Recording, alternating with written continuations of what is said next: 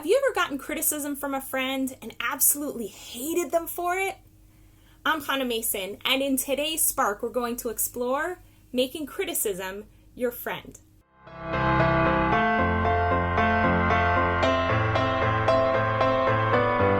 So in this week's videos, we're going to be exploring the whole concept of judgment. As I mentioned in my book, Hold That Thought, which is here somewhere. Here it is. I have a whole section called The Courtroom. And I talk about how there's this disgust that we have, this frustration that we have with other people's judgments. And we often don't realize that really what we're doing is we're this guy feeling judged over here, but we're also the judge and the prosecuting attorney and the jury putting all this judgment on ourselves. Because we're taking the words of other people around us and we're bringing them in and we're using them against ourselves, which is really cruel when we're just taking people's criticism and beating ourselves over the head with it, rather than taking it as an opportunity to look at ourselves and explore and possibly grow. Oh my gosh, is that possible? One time I got a sincere taste of this was in a conversation I had with my friend Chaya Hoped. Hey ho, Chaya Hoped! And I was telling her I was kind of in a bad place and I had just started my coaching practice. And I was telling her how incredibly insecure I was and how much of an imposter I felt like, which is super common for all of us to feel like imposters in whatever fields of expertise we throw ourselves into. And I just was like holding my body like this and talking really small, and I was like, what if I mess up with people? I don't really know anything and I'm not so good, and my voice kind of got all whiny. And at a certain point she looked at me just straight and she said, Hannah, this is just BS. This isn't really you talking. This is just some fake whatever. I'm not buying this story. It's like this other version of yourself that you're playing out so you don't have to step up to the plate. And those weren't exactly her words, but that's my paraphrased version of her words. And it hit me pretty hard at the time. Like, I felt like my friend doesn't love me and she doesn't care about me and she's not really hearing me and she's not getting how painful my experience is and how sincere I'm being about my suffering and how small I am. And I felt very defensive. I just right away put up this defensive wall. But then I remembered something I'd heard Byron Katie say years before. She says that defense is the first act of war. And she's talking about war between individuals, war between families, between cultures, and eventually between states. And what does she mean by that? What she means is that oftentimes when we criticize another person, we're not really trying to jab at them or be mean. More often than not, what we're trying to do is express a frustration we have with them because we care about them. So here's my friend, she's a very close friend of mine, and she's looking at me, and she's just so frustrated with the fact that I'm holding myself back with all of this garbage, whiny, crappy story. And she was absolutely right, I can say that now, right? But at the time, I didn't get it until I thought about this whole thing of defense being the first act of war. And I felt myself like putting up a defensive wall, and I was like, wait a second, I'm making war with my friend. Can I absolutely know for a fact that she's making war with me? And I stopped to look at her and I recognized, no, she's making love with me, so to speak, right? Like, my friend is a friend. She loves me. She cares about me. So why is she saying this stuff?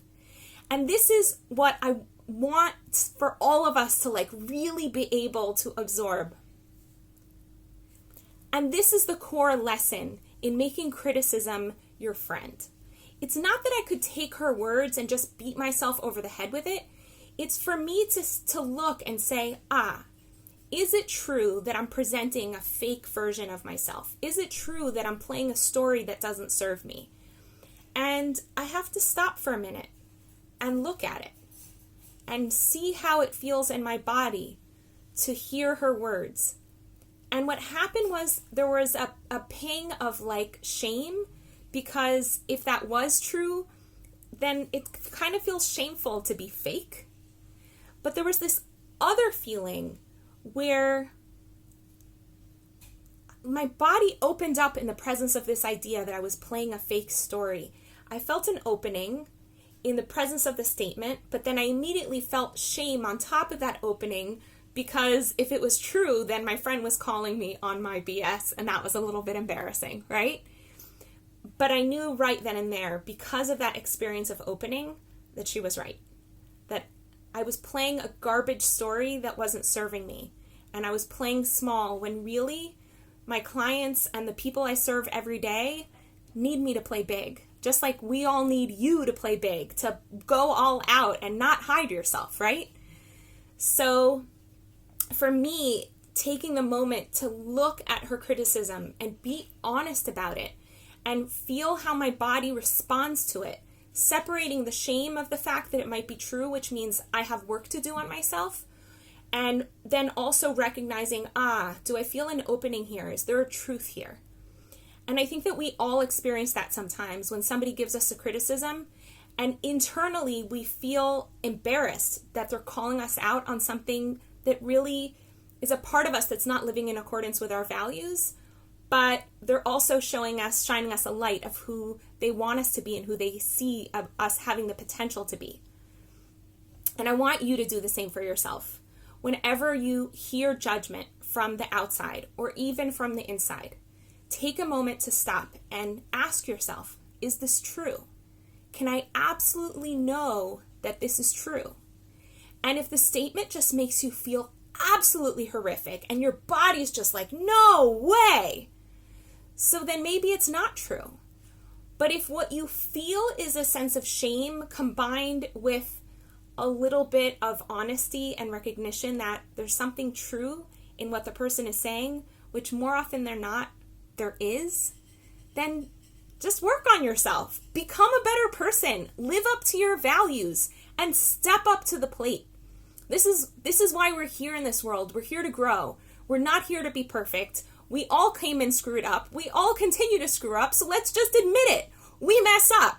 And when somebody calls us on our messing up, the best way we can be great human beings is by owning that, stepping up to the plate and doing better.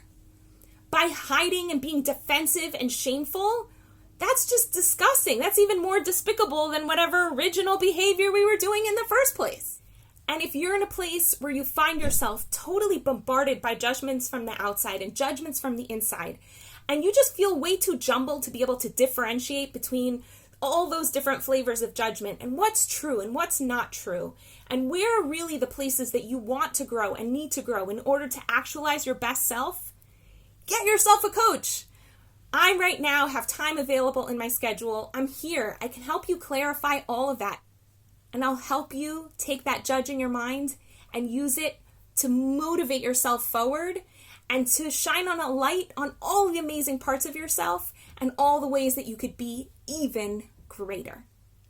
As I always say, my sessions are 100% guaranteed because I want to make sure that you have fabulous results. In the meantime, I wish you a beautiful day. Want to experience more clarity, vibrance, and joy in your life? Book a discovery session with Hannah at hannahmason.com/joy.